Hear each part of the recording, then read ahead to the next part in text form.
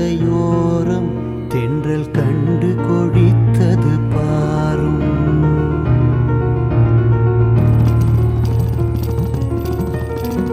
கண்ணன் வருகின்ற நேரம் கரையோரம் தென்றல் கண்டு கொழித்தது பாரும். கண்ணன் வருகின்ற நேரம் கரையோரம் தென்றல் கண்டு கொழித்தது பாரும். கானத்திடை மோன குயிலோசைக்கிடையான தரமான குழலிசை கேளும். போன ஆவியெல்லாம் கூட மீளும்.